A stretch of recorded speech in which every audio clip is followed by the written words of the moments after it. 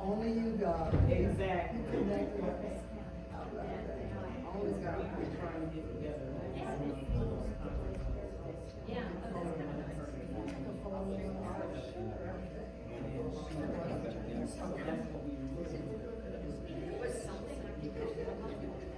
Everybody look at the camera, ladies, so that I can tell my pastor I was actually here. Me in the brownie point.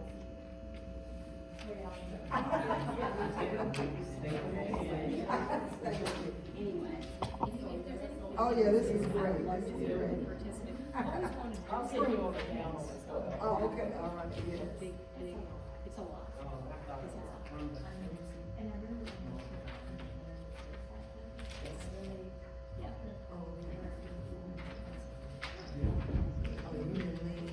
Yeah, I thought I was going behind him, but.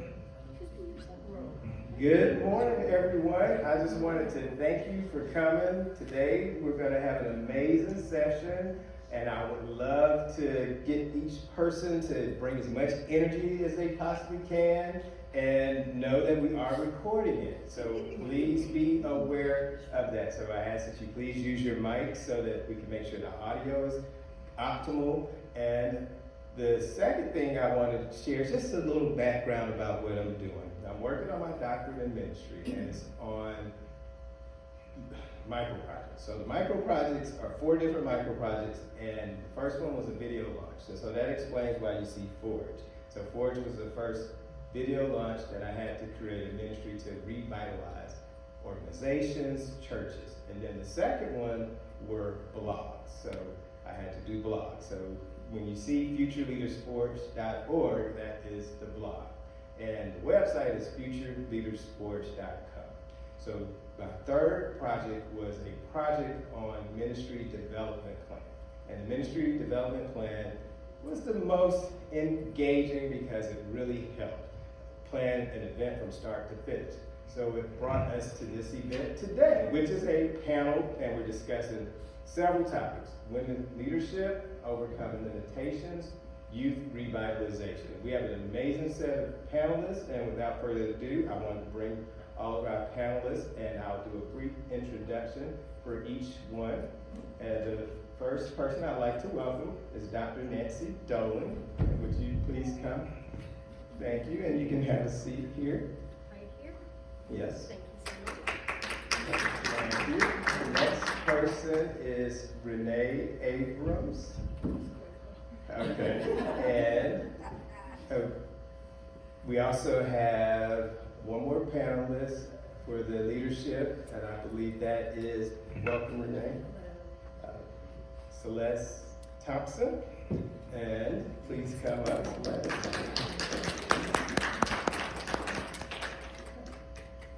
All right.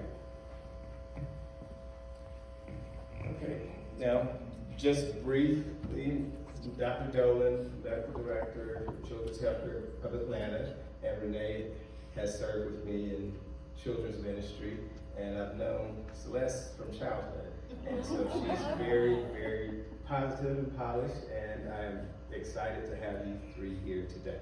Okay, all right, so let's dive in.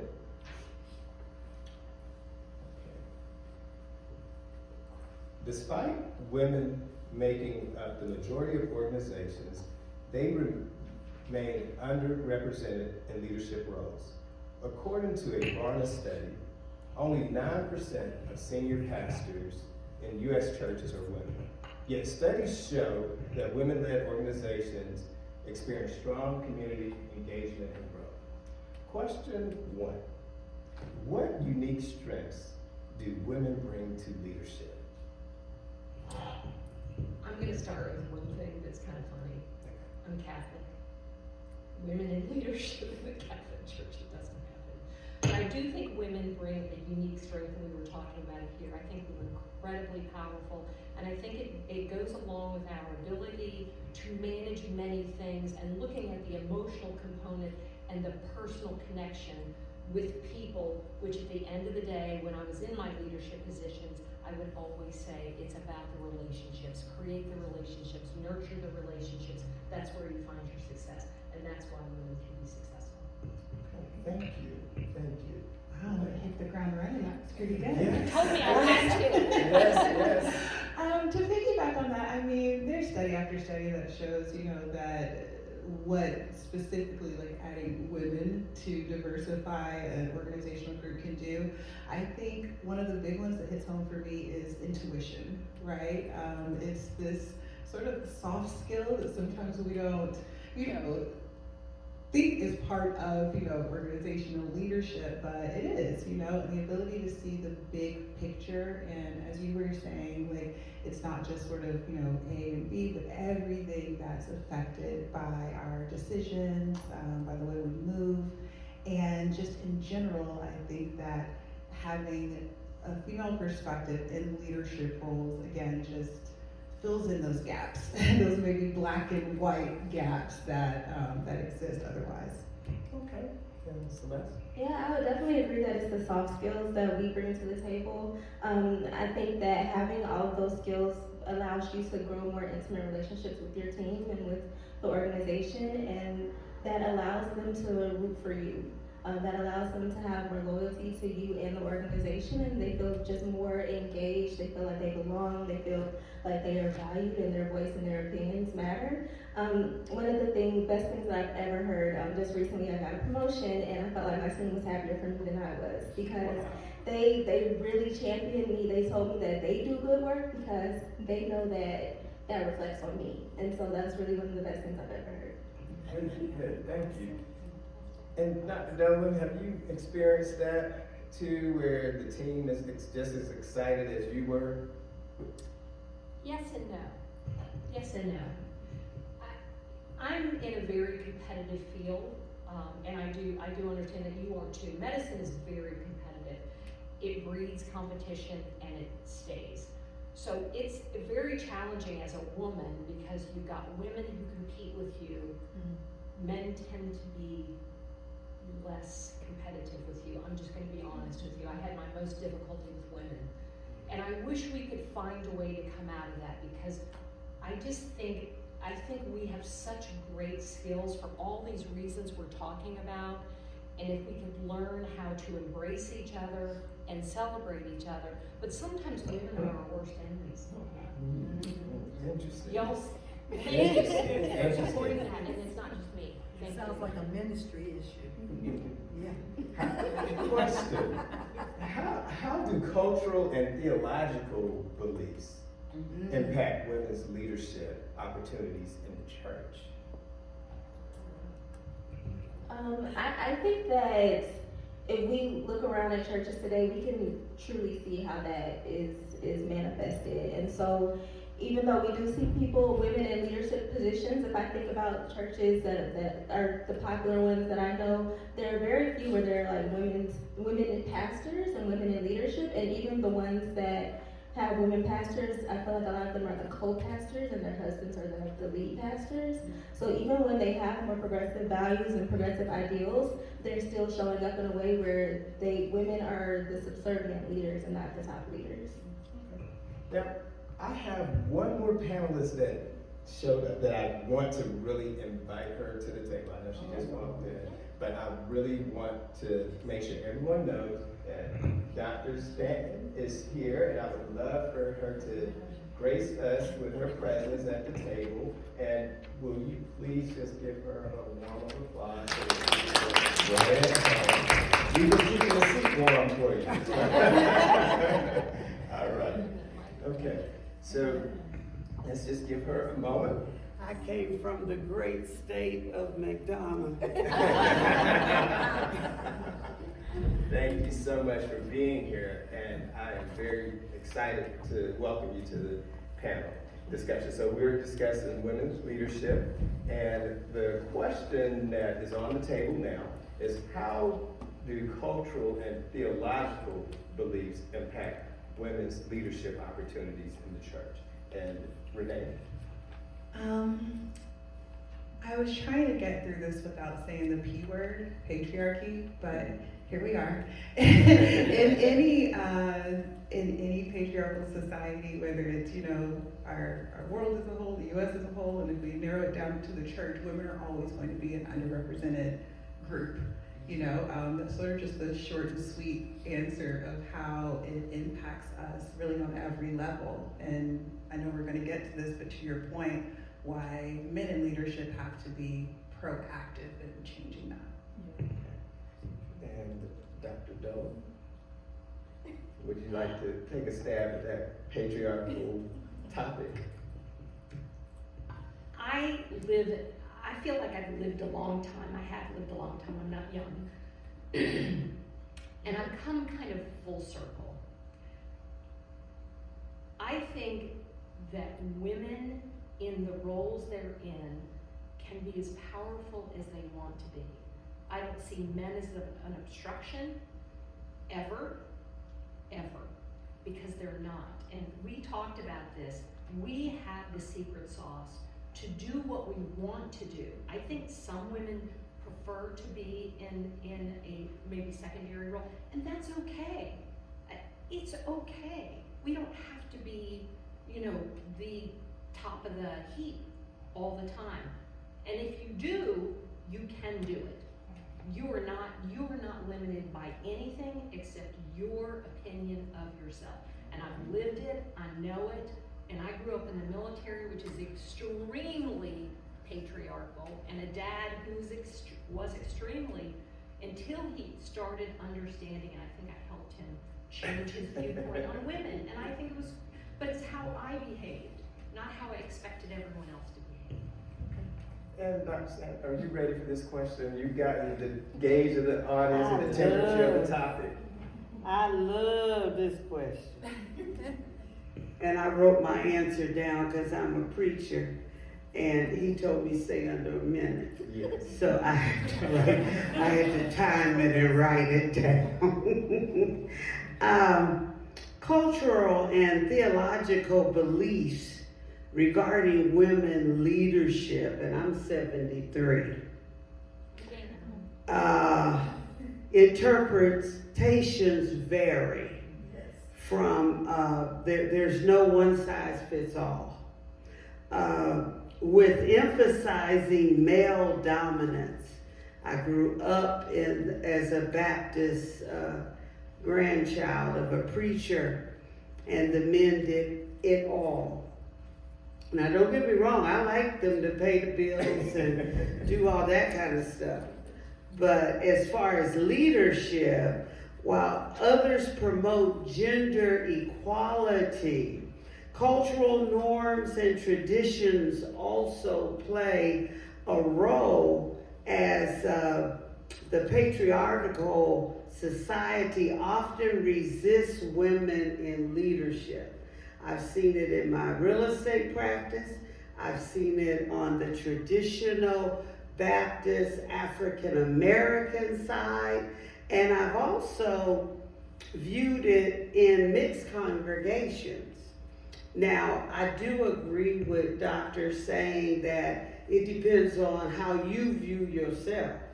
Because, we can bust through those walls. Walls to me are just an opportunity.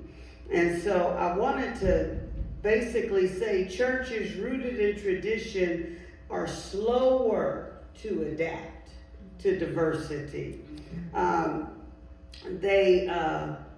The movement has to be a modern movement that is inclusive of the younger generations as well. So we have to embrace being exclusive, otherwise we will die. We have to represent matters that make women visible to the decision-making spaces. Sometimes we have to kind of bulldoze our way at those tables. And if they will not allow us to those tables, we have to build our own table. That's right, that's right. Amen. Have you ever faced resistance as a woman in leadership or business? And how did you navigate it, Dr. Doe? Yes. But I'm gonna tell you this too. I was single for a very long time. I'm now married to a male physician who's a surgeon. And it's fascinating. Men come against obstacles a lot too.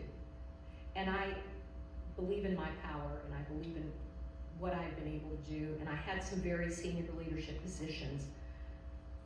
I had people who tried to undermine me, but I watched my husband and I see people who tried to undermine him. I'm gonna tell you, if you put God in front of everything you do, and you stay focused on serving Him, you can do anything. And that is when I realized that that was my secret power. Amen. That I handed over everything, and that is when life just became great. So I'm going to say, for women, for men, put God first, and it all comes into place. Amen. Yes, I definitely have. When I read that question initially, I started my career in the military, and it was a combination of my age and also that I was female, and I advanced pretty quickly to an NCO, and it was not so challenging within other leadership positions. I didn't feel like undermined by my command. I did feel undermined by the soldiers that I was, to lead. And again, a combination of my age and my sex, right? And so I just overcame it. At that time, I did not know the Lord. And so at that time, I was just bulldozing through things, head down. I cried a lot. I yelled a lot. I kind of ran the gamut. Now I am blessed to be in a company, in a position where I don't feel that resistance, but to your point, anytime I do think, hey, is this the sort of micro aggressions that happen in meetings, or the classic, I presented an idea and now Albert has an idea and it's wonderful. It's the same one though, So just things like that I notice. I remember that, my success is wholly dependent upon God, and this isn't something that I have to scream or cry or push through in most cases. So, Thank you. Celeste? Yeah, I would say that I feel like I'm blessed to not have really felt that or experienced that in that way. I don't feel like I've really hit a lot of glass ceilings or felt a lot of resistance in the way that people might normally think. I think that the challenges that I've had is really just having my voice heard and literally just being heard, right? Like if you're in a meeting with a lot of people, a deep voice commands more attention, more respect. You think about it as more authoritative, more competent, and things like that. And so I just have to work harder to be more assertive, to be louder, to make sure that people can actually hear me. And there again, if they don't have space for me, I have historically just created space for myself because I knew that my skills were going to, my mom used to say this, you're gonna need me before I need you. That's So I just basically depended on the Lord, and when there's not a door, He definitely will give us a window. And if there's not a window, He will make us a whole new space for that. But I've had resistance. In fact, I have several names. I have Maggie Joy Stanton. I have MJ Stanton. The MJ Stanton came about was for me to get in front of decision makers. Wow. The gatekeeper wouldn't let Maggie Joy in, but they always let MJ in. Amazing. And I took that name for years until I didn't need it anymore. Another thing was because of the stereotyping, even in traditional Christian environments, I was a member of a Ministers Alliance, and they were looking for a note taker. And they were looking at me, and I was like, don't look at me.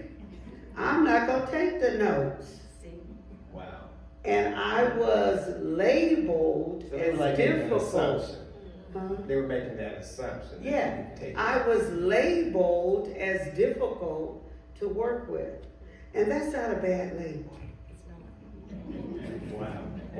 Wow, that's mind blowing.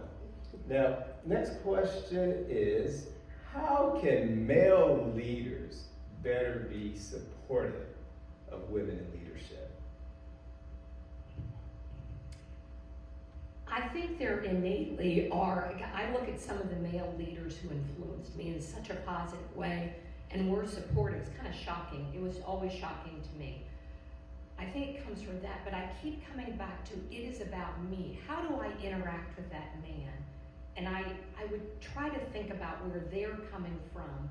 How do I get them on my side? And this is where women are so powerful. How do I get them? And you can do it. It is doable. Some will never get there, and that's okay. But I think we do it by the way we behave around them. We stand up, we're strong, we have a voice, we find ways to get through those doors and windows and walls. And we do it in a way that they can say whatever they want, but it may not be true. So and we have to be strong with it. We have to be strong. Wow, that's right. Renee, what about you? I think the phrase that comes to mind is intentional inclusion. I think with allyship for any underrepresented group, it takes more than just sort of looking around and saying, hey, there should be more women in leadership. You know, you have to be proactive. So what Men in Leadership can do to remedy this is take a step forward to I see all these mentorship and leadership camps, maybe designate a few spots that are just for women and actively recruit for those young ladies and for those women. If there are, positions within ministry where maybe there's a man over a large group of support staff, can that support staff be broken up? Can are one of them, or is a group of them specialized, and can a woman lead that group? Just, if there aren't opportunities, create those opportunities. But again, just intentional inclusion, I think, is the phrase that I think Men in Leadership could grab a hold of. I'm gonna register that. Intentional inclusion, the double I's. What about you, Celeste? Yeah, I agree. I think just being intentional about it and really honestly checking your privilege, right? Acknowledging it, recognizing it, and owning that you do have the privilege. And so there are things that are afforded to you that are afforded to men that aren't afforded to women. And it might be some wisdom, it might be some knowledge, it might just be a seat in a room. Making sure that you are helping women have that knowledge and bringing them along, suggesting them for leadership positions, making sure that their voices are heard, stepping back, maybe taking a beat, taking a pause before you speak, and letting a woman speak up. I like that intentional inclusion. And also mentor women.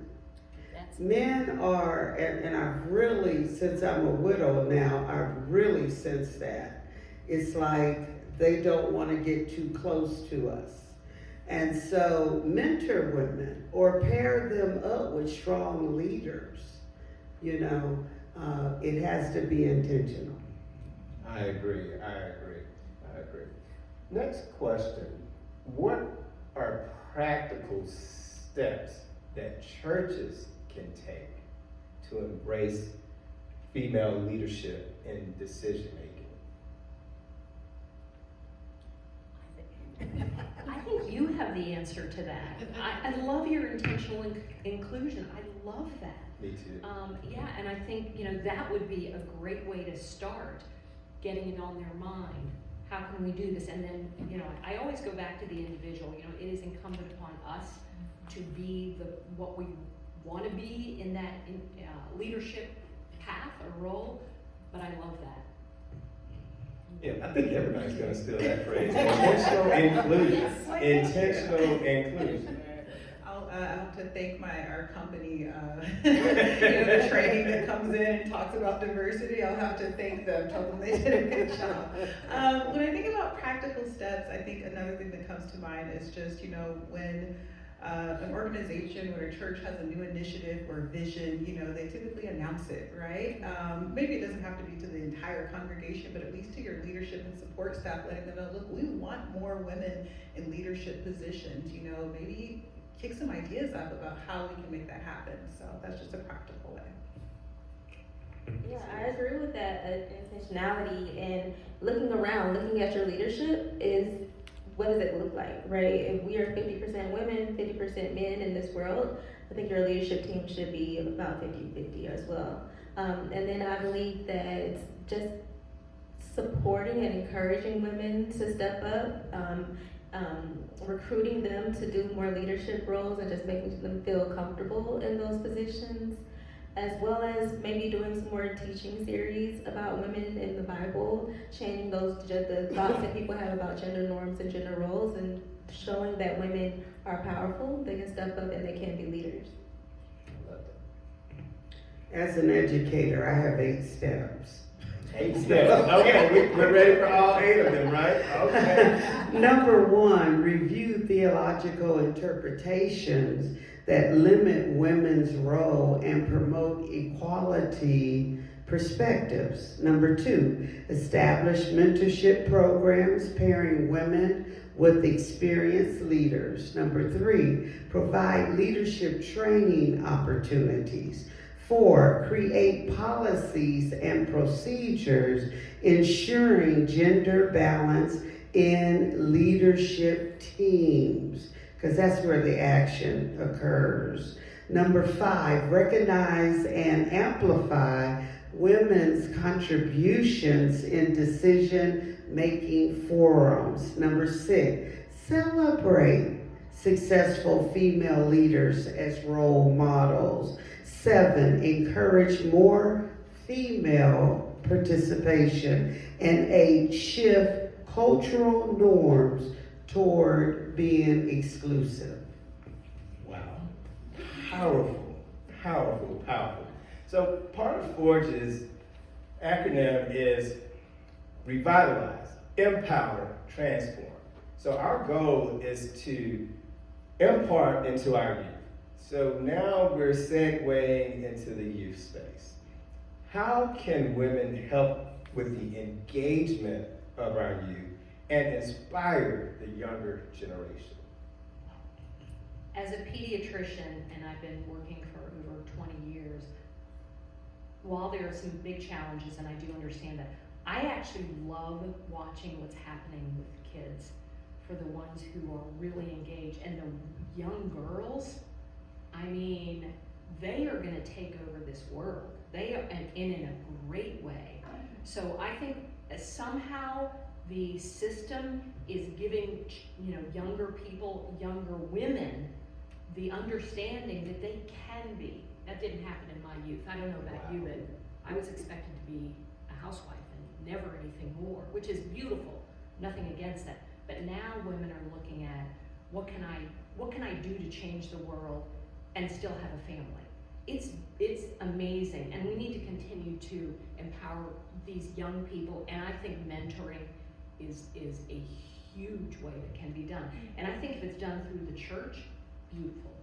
I agree. I like the mother and the roles and how it has expanded, because mothers are interacting with their children, obviously, but the engagement of youth as a whole, as a larger body, is critical. So what about you, Renee? How would you respond to that question? Well, we serve in a very young environment. Our second and third graders at Buckhead Church, and so it's probably no surprise when I think of the youth, my brain goes all the way back, right? I'm also a former kindergarten teacher, and so I think about our teeny tinies, right?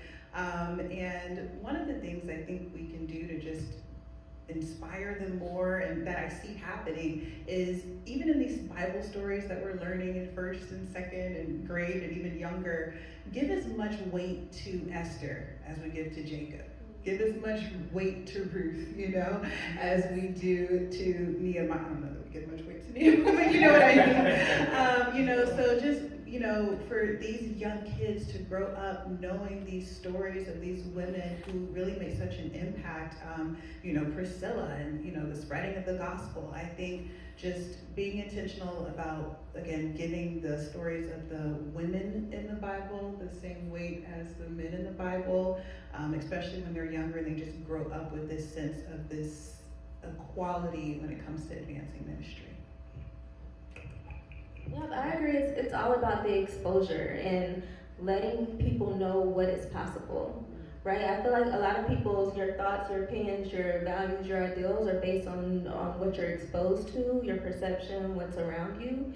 And once people know that something is possible, then they're like, oh, okay, I can do that, and they work to attain it, right? If you don't know that it's possible, then you only know what's possible, right? So having women in leadership will allow young girls to know, oh, I can be a leader, I can do that, that's easy, people are doing it, right? And then it will also change the thought process of young boys. They will see women in leadership and they will respect them as leaders, respect them as powerful and commanding and authoritative, and it will change just how people see women in general.